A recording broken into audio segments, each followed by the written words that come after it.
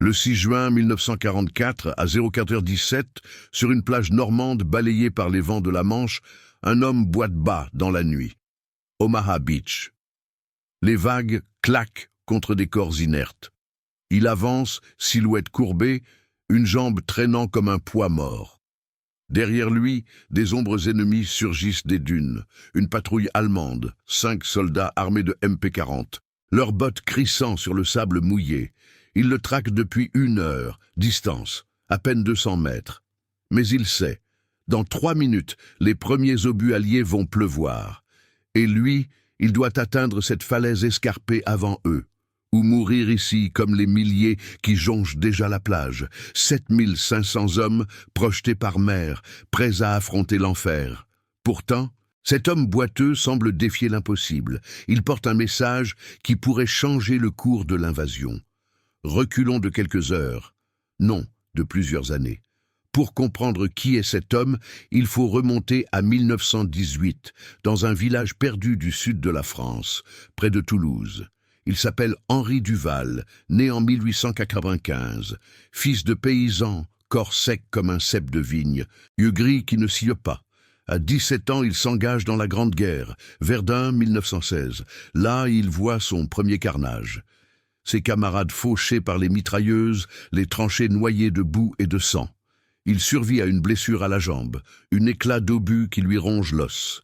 Les médecins veulent l'amputer, il refuse. « Je marcherai jusqu'au bout », dit-il simplement. Et il marche. Boitant mais entier.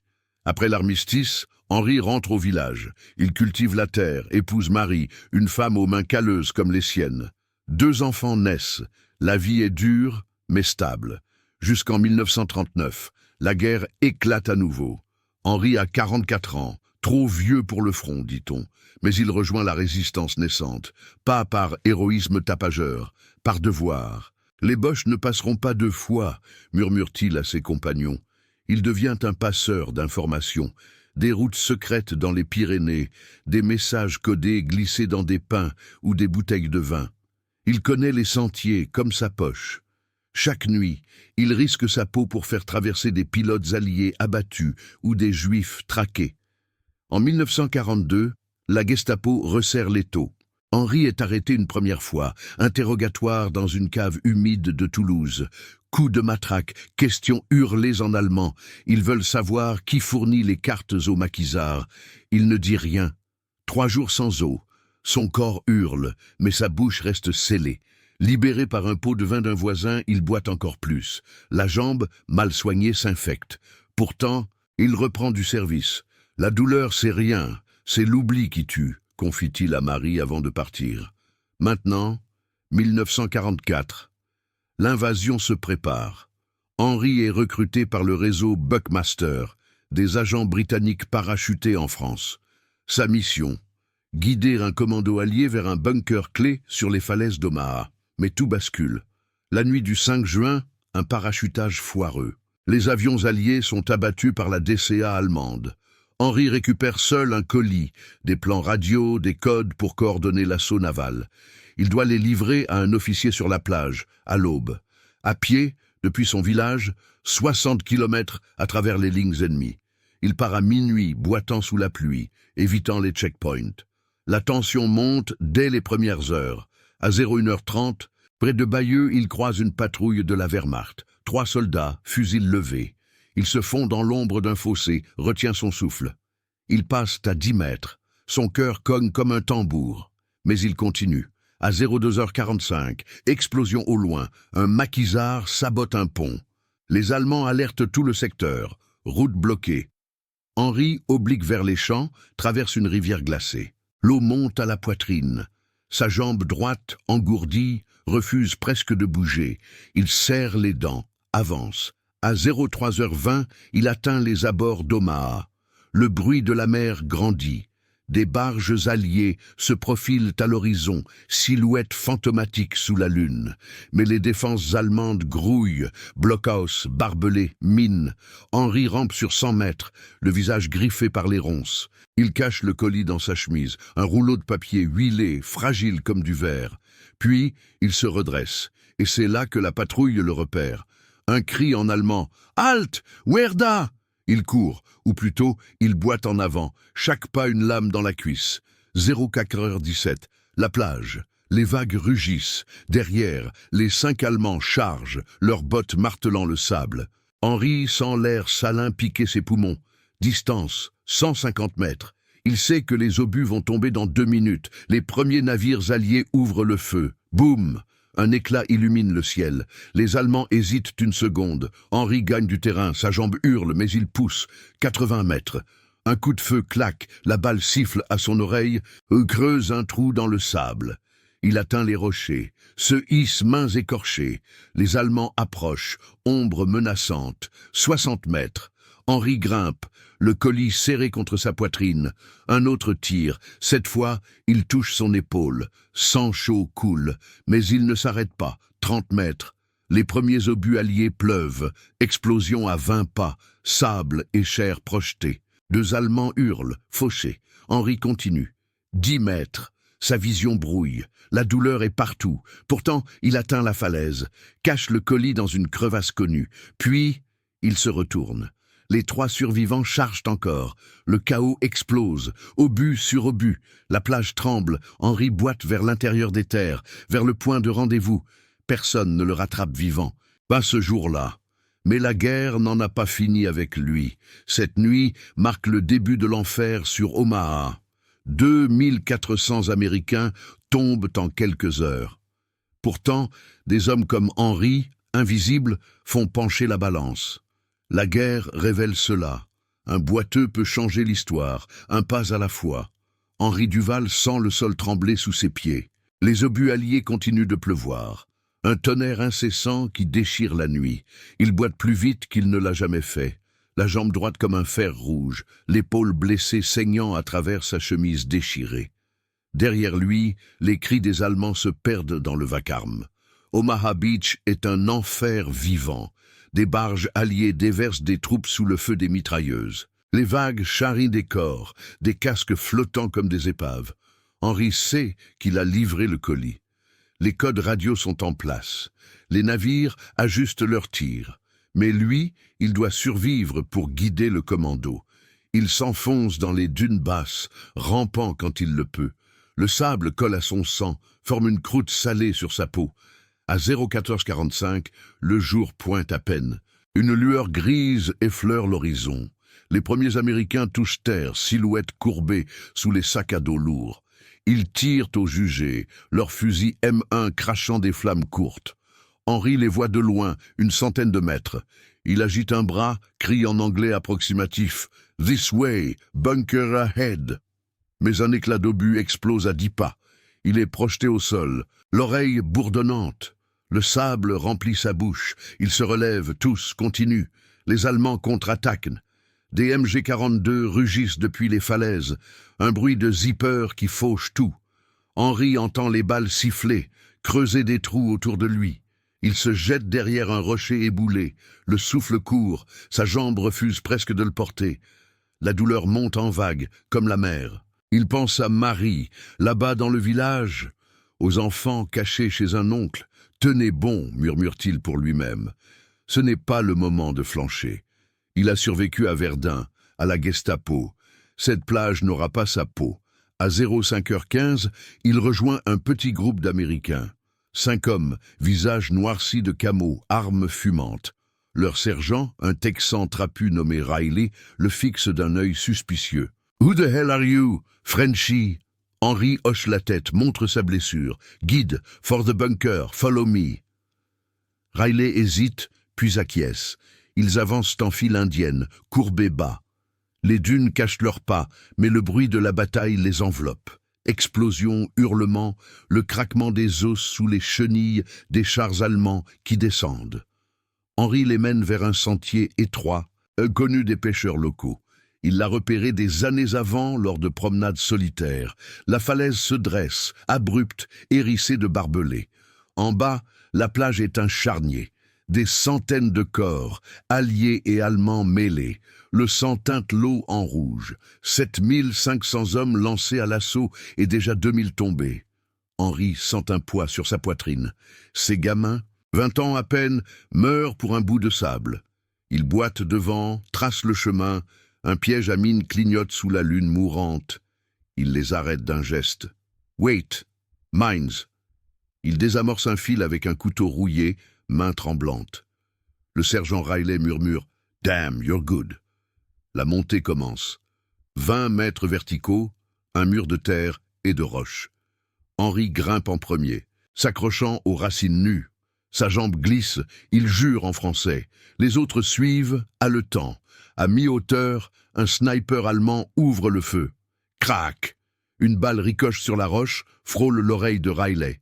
L'Américain riposte, son fusil tonnant.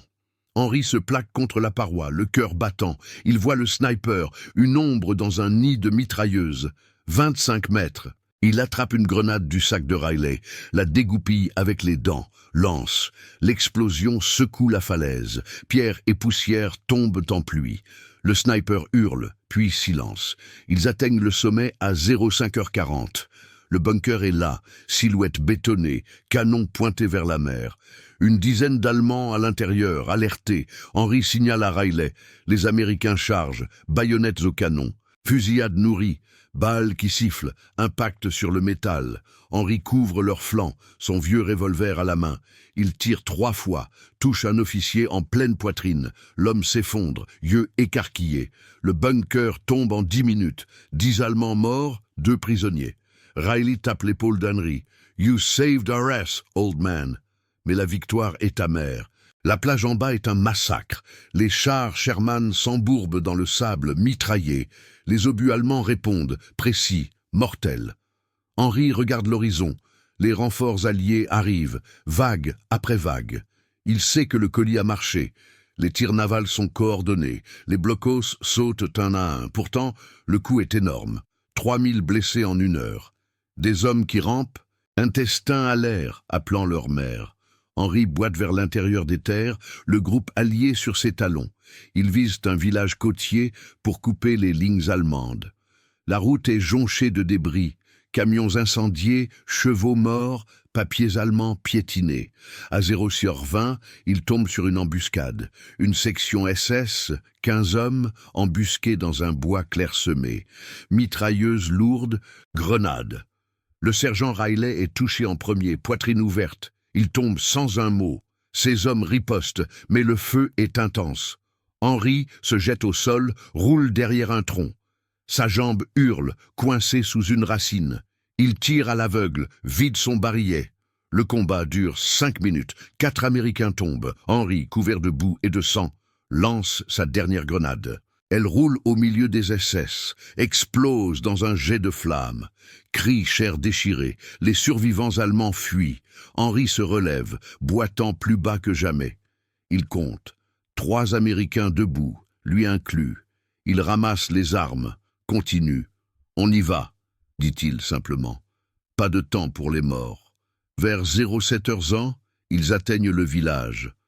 Aromanche, maisons en ruine. Drapeau nazi arraché. Les civils émergent des caves, visage pâle, yeux creux.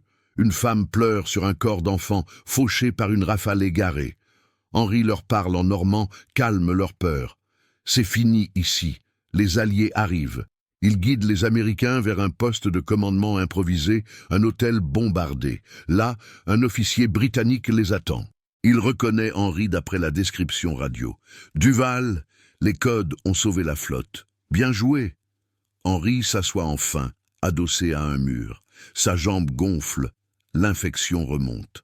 Un médic américain lui fait un bandage, injecte de la morphine.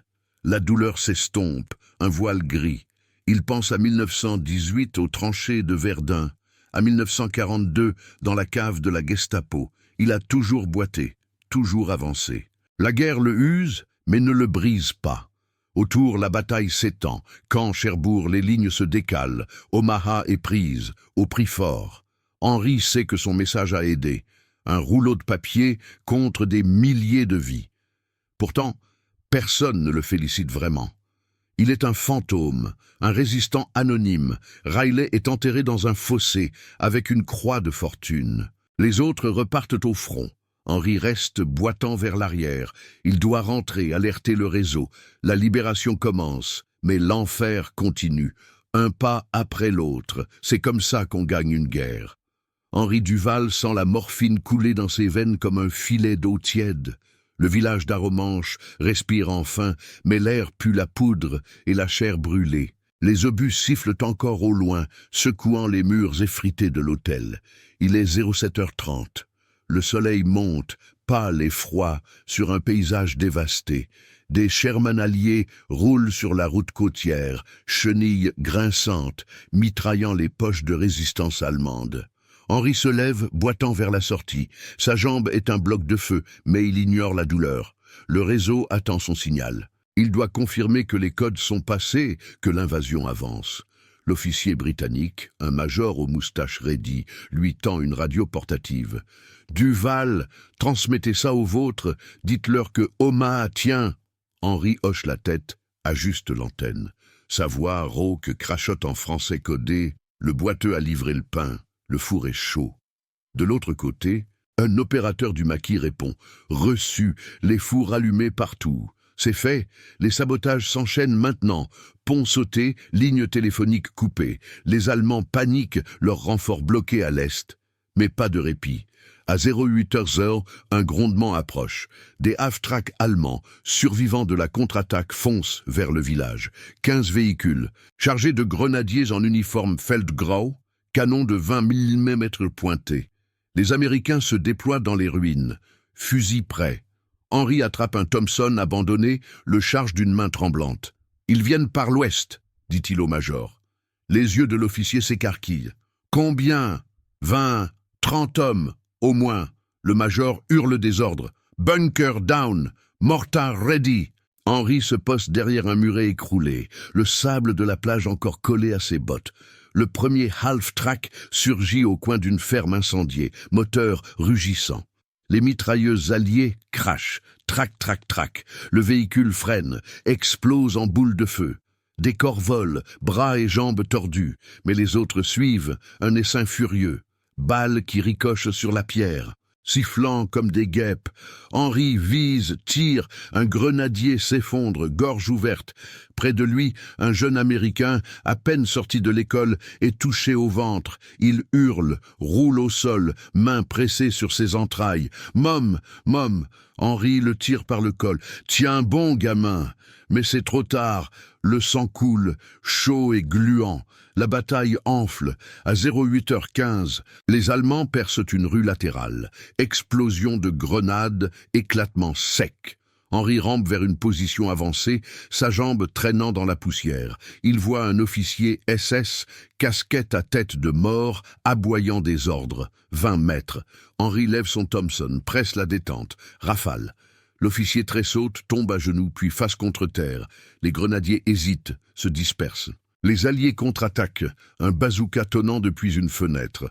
Un autre half-track flambe, pneus crevés, carburant jaillissant en fontaine orange. Pourtant, le chaos gagne. Une mine anti-char explose sous un jeep allié, projetant métal et hommes en l'air. Henri sent l'onde de choc dans ses os. Sa vision vacille. Il pense à Verdun, 1918. Les mêmes explosions, les mêmes cris. Là-bas, il avait rampé sur 2 kilomètres sous le feu pour ramener un camarade. La jambe blessée alors, comme aujourd'hui. Il s'était juré de ne plus reculer. Ici, même chose. Il se redresse, boite vers le centre du village.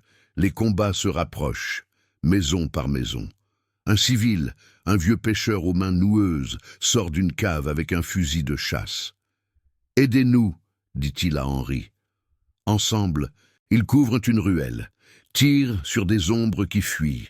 À 08h45, le major est touché. Une balle en pleine tempe, net et silencieux. Il s'écroule sans un mot, yeux fixes sur le ciel. Les Américains paniquent une seconde, puis se ressaisissent. Henri prend le relais, voix ferme. « Poussez-les vers la mer, flanquez à gauche !» Il connaît le terrain, les venelles étroites, les fossés cachés. Il coince une escouade allemande dans un verger. Mitrailleuses lourdes alliées ouvrent le feu. Les Allemands se rendent, mains en l'air, visages terreux. 7 prisonniers, armes au sol.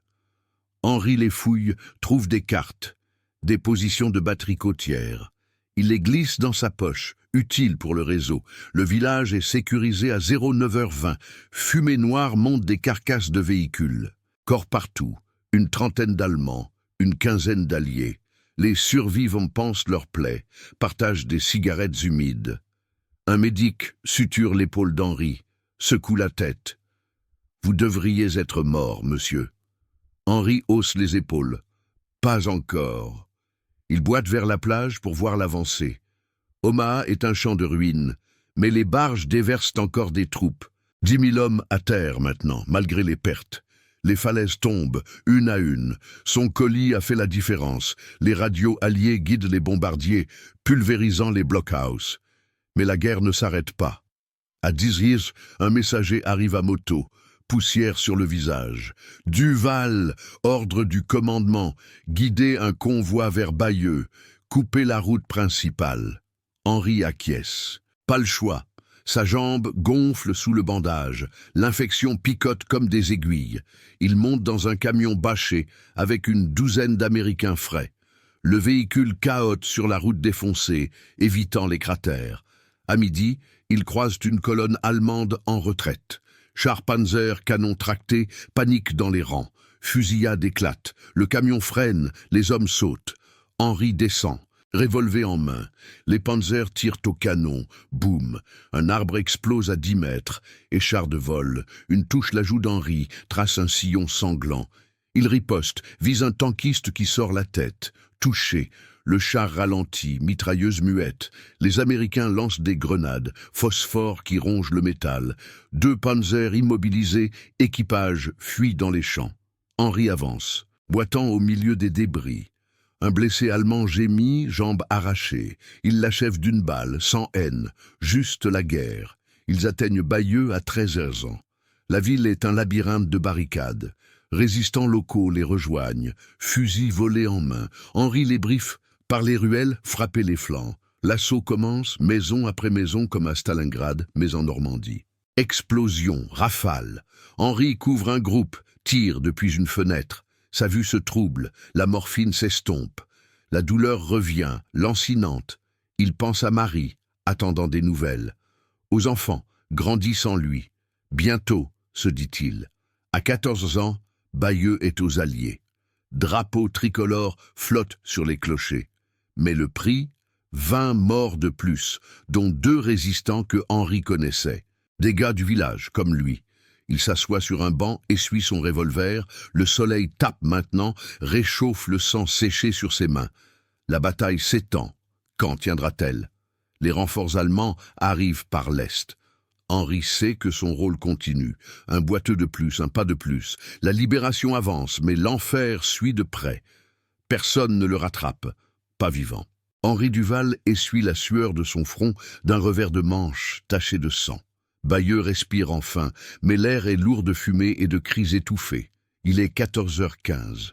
Les cloches sonnent au loin, un son ironique au milieu du chaos. Il se lève du banc, sa jambe droite pulsant comme un cœur enragé. Le bandage est trempé, l'infection ronge plus profond. Pourtant, il attrape son revolver, le glisse à sa ceinture. Un capitaine américain, visage buriné par le soleil texan, s'approche. « Duval, on a besoin de vous. Convoi vers Caen. Les Boches se regroupent là-bas. Vous connaissez les chemins ?» Henri hoche la tête. Pas de mots inutiles. Il monte dans un GMC bâché, avec 20 hommes frais débarqués, armes luisantes et regard dur. Le camion démarre, phares éteints, sur une route crevassée par les obus.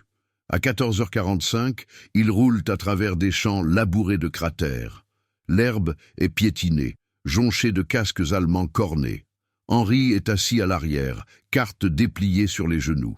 Il trace un itinéraire. Éviter la grande route, contournée par les haies bocagères. Ici, un pont intact. Là, un bois pour se cacher. Les Américains écoutent, fument en silence. Le capitaine, un certain Hayes, tape sur l'épaule d'Henri.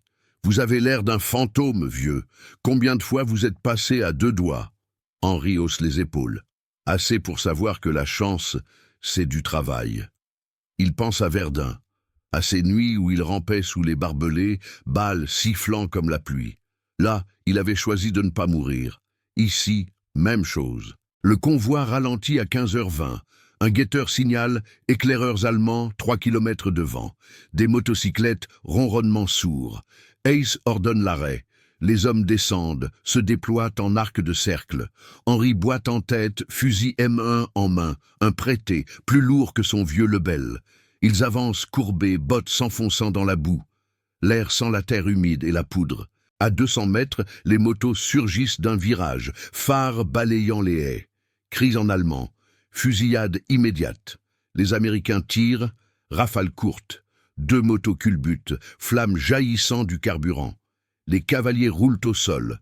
Un hurle, jambes coincées sous une roue. Mais l'alerte est donnée. À 15h30, un convoi blindé allemand répond. 4 Half-Track, canons de 64 mm montés, escortés de fantassins. 30 hommes au moins, uniformes sales de poussière. Le grondement des moteurs fait vibrer le sol. Hayes crie « Bazooka en position, flanquez !» Henri se jette derrière une haie épaisse, épine griffant sa peau. Sa jambe se coince, il la libère d'un coup sec, ignore la déchirure. Les half-track avancent, chenilles broyant les herbes. Un bazooka allié tonnant. Roquette filant, impact sur le premier véhicule. Explosion orange, métal tordu. 3 Allemands sautent, brûlés vifs, roulant dans l'herbe en flammes. Henri vise depuis sa cache. Son fusil crache, touche un officier qui tombe de la plateforme, poitrine trouée. Les balles ennemies répondent, sifflant à travers les feuilles. Une ricoche près de lui, éclat de bois dans la joue. Sang chaud coule, mais il recharge. Tire encore. Près de lui, un Américain, un gamin de Brooklyn nommé Joe, est fauché net. Balle en pleine tête, casquette volant.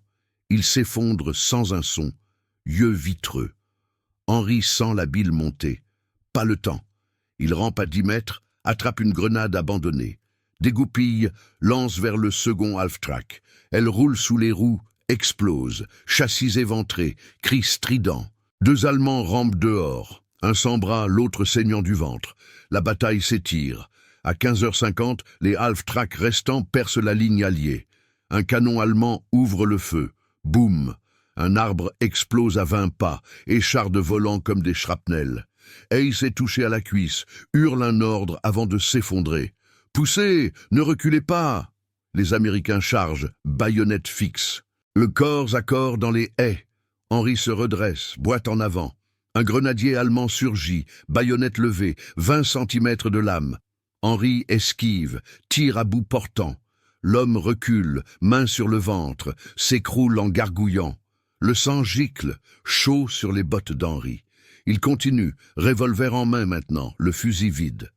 À 16h10, le convoi allemand est brisé. 3 véhicules en feu, corps carbonisés jonchant la route. 17 Allemands morts, 5 prisonniers ligotés. Les Américains comptent leurs pertes. 7 hommes au sol, dont Joe et 2 autres. Henri aide à penser Hayes qui grimace. Sans vous, on était cuit. Il secoue la tête. C'est la route qui compte. Ils reprennent le camion, chargent les blessés. Le moteur tousse, repart. Vers Caen, encore 20 kilomètres. Le soleil descend, ombre les cratères en puits noirs. Henri sent sa jambe gonfler, la fièvre monter, vision floue par moments. Il pense à la Gestapo 1942. 3 jours sans eau, coup qui pleuvait. Il avait tenu. Ici, il tiendra. À 16h45, ils atteignent les abords de Caen. La ville est un mur de feu. Bombardiers alliés au loin. Vrombissement d'abeilles géantes. Obus tombant comme une averse de fer. Les rues fument, maisons effondrées, civils fuyant en horde. Un enfant pleure, accroché à une jupe déchirée. Henri descend, guide le convoi par une ruelle étroite. Par là, évitons le centre. Mais une patrouille SS les repère. 10 hommes, casques à runes, fusils levés, embuscade depuis un clocher effrité, mitrailleuse qui aboie, balles labourant le camion. Le chauffeur est touché, véhicule qui dérape, s'encastre dans un mur. Henri saute au sol, roule dans la poussière. Sa jambe craque, douleur fulgurante. Il se relève, tire sur l'ombre du clocher. Rafale. Un SS s'effondre, dégringole l'escalier en bois. Les Américains ripostent, couvrant le flanc. Explosion de grenades, fumée âcre. Henri avance, boitant, couvert de plâtre. Il atteint la base du clocher, monte les marches glissantes de sang. À l'étage, 3 SS restants rechargent frénétiquement. Il tire le premier, en pleine poitrine. Le second se retourne, couteau en main.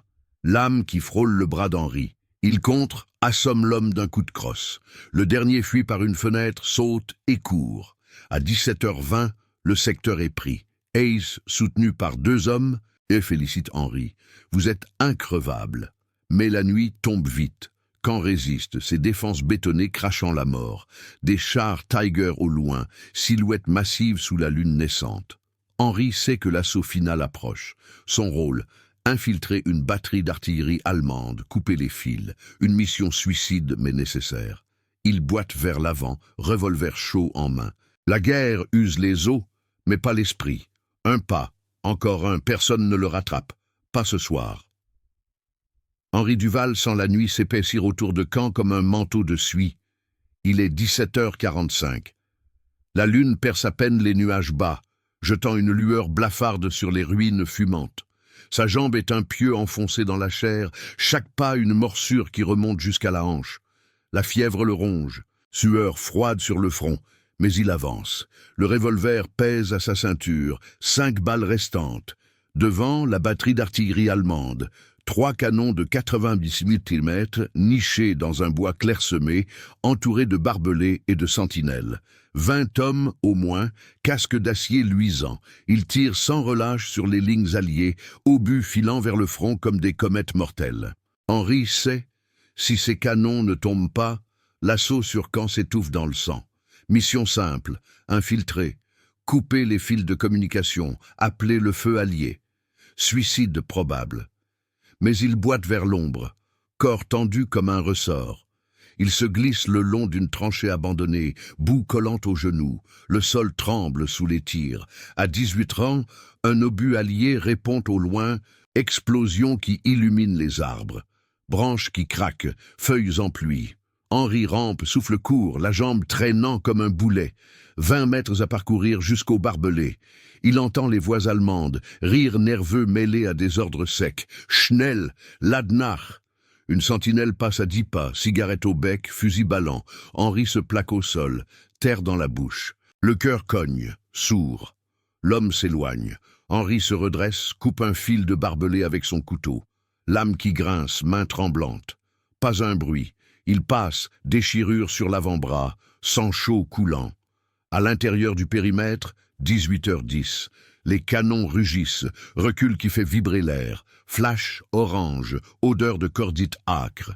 Henri se fond dans l'ombre d'un arbre fendu, observe. 2 servants par canon, officiers près d'une tente radio. Les fils courent au sol, reliés à un central. Coupez ça et les alliés bombardent. Il avance, boitant bas, évitant les flaques de lune. 15 mètres. Une patrouille de 3 hommes surgit d'un fossé, bottes claquant. Il parle bas, fusil levé. Henri se fige derrière un tronc. Distance, 8 mètres. Un éternu se mouche. Il passe. Il expire, souffle retenu trop longtemps. 18h15. Il atteint les fils, à genoux dans la boue. Doigts engourdis, il sort des ciseaux volés. Clip, un fil sectionné. Silence radio allemand. Cri lointain. Mais l'alerte monte. Une sentinelle crie « Werda !» Lampe torche qui balaie, faisceau sur Henri. Il tire, bang. L'homme tombe, gorge ouverte. Alarme, klaxon strident. Les servants se tournent, et fusil en main. Henri court ou boite en avant. Revolver crachant, 2 balles. Un servant s'effondre, jambe brisée. L'autre riposte, balle qui siffle à l'oreille, creuse l'écorce. Henri plonge derrière un canon, métal froid contre la joue. Sa jambe se coince, douleur qui explose comme un obus. Il hurle intérieurement, se libère. Le chaos éclate. À 18h20, 10 Allemands chargent, ombre hurlante. Mitraillette qui aboie, balle labourant le sol. Henri tire, touche un au ventre. L'homme s'arrête, main crispée, vomit du sang. 3 mètres. Un autre bondit, baïonnette au clair. Henri roule, lame qui frôle son épaule. Blessure ouverte, sang qui gicle. Il contre-crosse en pleine face. Craquement d'os. L'Allemand recule, nez pulpeux. Henri se relève. Boite vers la tente radio. Fils principaux, là. Il coupe, clip-clip. Silence total. Dehors, les canons cessent, inutiles, sans coordonnées. Mais ils sont trop. Un officier SS surgit, pistolet levé. Franzoz, halte! Henri pivote, tire, manqué. L'officier avance, vise, bang! Balle dans l'épaule d'Henri, os qui craque. Il tombe à genoux, revolver lâché. La douleur est un feu blanc, vision qui noircit. L'officier rit, approche, botte sur le revolver, Henri attrape son couteau, poignarde, lame en haut dans le ventre, l'homme hurle, s'effondre dessus. Sang qui inonde les mains d'Henri. Il se traîne, récupère le revolver. 4 balles. Tire au jugé. Un Allemand tombe, jambe touchée. Les autres hésitent, fusil levé. 18h25. Henri rampe vers la sortie, laissant une traînée rouge. Les Allemands tirent, mais l'obscurité les gêne. Une balle effleure sa cuisse, déchire le pantalon. Il atteint les barbelés, se hisse. Barreau qui lacère la peau. De l'autre côté, il court, boite, vers la ligne alliée. 200 mètres. Cri derrière. « Er entkommt !» Poursuite. Botte qui martèle. Henri sent le sang pomper, jambes mortes presque. Vision en tunnel. Il pense à Marie, à Verdun, à tout. Un pas. Encore un. À 18h30, les bombardiers alliés arrivent. Vrombissement, obus qui pleuvent, explosion à 50 mètres, sol qui se soulève. 2 poursuivants fauchés, corps projetés. Henri atteint un fossé allié, tombe dedans. Un sergent américain le tire. « God damn, you're alive !» La batterie explose en chaîne, flamme haute. 20 Allemands morts, canon tordu. Henri s'assoit, adossé à la terre. Morphine injectée, voile gris. Il a coupé les fils. Camp avance. Le lendemain, 7 juin, 06h ans. L'invasion gagne du terrain. Camp tombe en miettes, mais les Alliés percent. Henri est évacué, jambes amputées à l'hôpital de campagne. Pas de médaille tape à l'œil. Juste un merci murmuré d'un officier. Il rentre au village, boite sur une prothèse. Marie l'attend, enfant grand maintenant. La guerre finit en 45, mais Henri boite encore. Lentement. Personne ne l'a rattrapé vivant. La guerre montre ça. Un homme usé peut briser des chaînes, un fil à la fois. C'est la courage humain, brut, qui change tout.